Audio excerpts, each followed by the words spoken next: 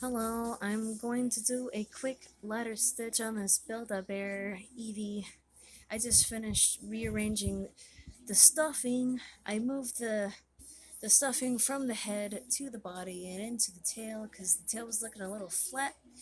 And I didn't know, but there's like a little hole at the bottom of the tail that's really hard for the tube to get through at the Build-A-Bear, for the stuffing to get through, but you can get the stuffing through the tail and make it plumper if you want.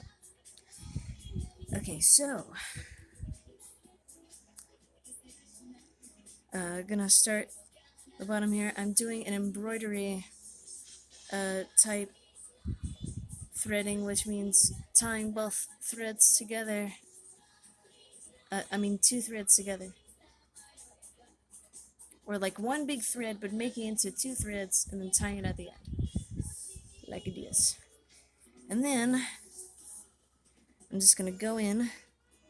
Well, I unlaced it for one thing. Like I didn't just like cut each individual thing. I unlaced it because like they lace it at the store. I just undid what it already did to minimize damage to the plush, and then I tied off the very end at the back, and then I'm gonna go under here with my needle, and just like at the store, I'm going, an employee at the Build-A-Bear, I'm going to, what is with my channel becoming a Build-A-Bear channel all of a sudden? It's because I can't stop collecting these things, that's why. And I keep running into stuff. But, so yeah, I tuck it in so you can't see the knot, but I'm gonna go in and make an extra knot by dipping the needle in again, holding onto the thread here, like so, uh, tying through like this, making a loop, and then going back again under the fur around the same spot, uh, right next to the loop, and then I tie my needle thread around the loop. You can do it once or twice. I usually do it twice because it's strong, and then fold the loop down in there for a strong knot. It's okay if it doesn't look perfect. You could trim it with scissors later, but it's fine for now. Uh, and then just along the back, wait, from here, just go about a single running stitch, but in a zigzag pattern, like so. So, under, over pattern. Very simple, very easy to do. And it actually doesn't require too many stitches. This guy would probably require 5. Which isn't that much at all. That's not even all the way.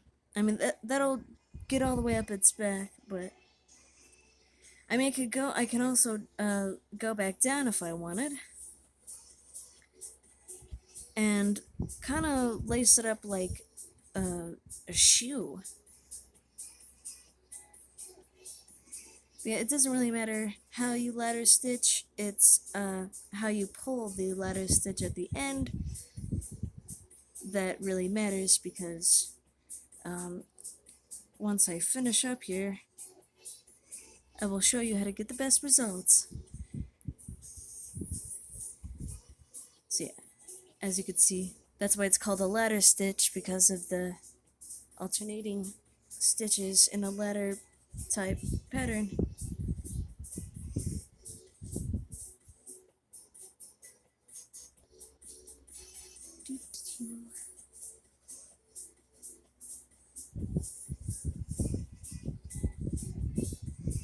When two fabrics intersect like this, with the brown fabric and the yellow fabric, there's going to be a seam there, so it's a little tough. But with normal Build-Bears that don't have multiple types of fabric, relatively easy.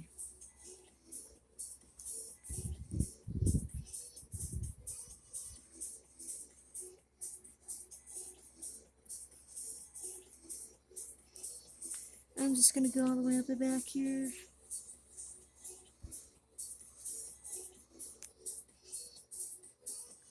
But before I get all the way up here, I'm going to just quickly secure what I've already done. Just gonna poke my fingers down into the seam and pull upwards gently to reveal a smooth seam in the back. And then I'll just continue doing that in the top. Some people can do it like all the way in one take, but I can't because I'm not cool like that.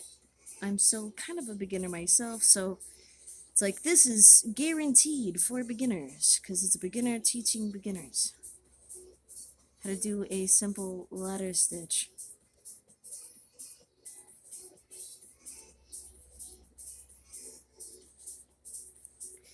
Now this works on anything, but it especially works with a busted seam because there's no torn or frayed fabric, or at least not too badly.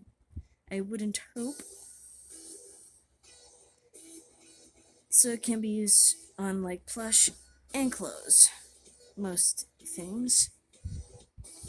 Hold on. This yellow fabric is very tough to sew through.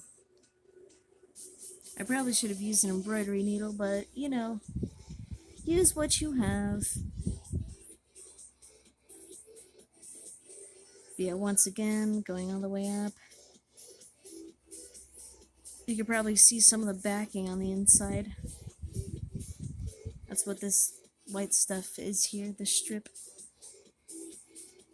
To make sure when it's being laced and stuff that the fabric doesn't fray, which is awesome.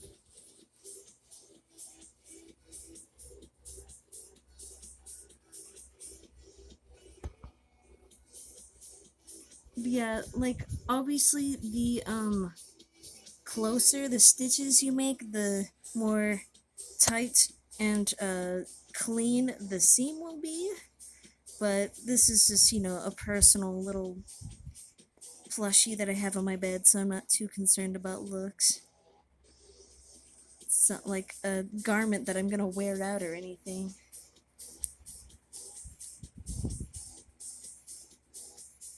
So yeah, finishing up here. Last 2 stitches to go. And, like before, just a gentle poke in the seams, and then just a gentle tug upwards. Ought to do it. Oops. Almost smacked the camera there with the tail. Now you did. Okay. But yeah, and then just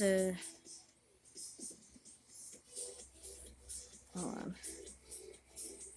And to pull it tight enough so the seam is kind of showing a bit. Hard capturing stuff on camera, but there we go. Now the seams are fully closed, I think. The 2 seams in the back aren't closing. Oh well.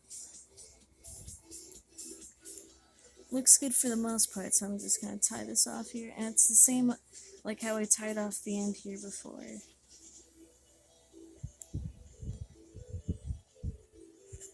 Make a loop. Hold on to the loop.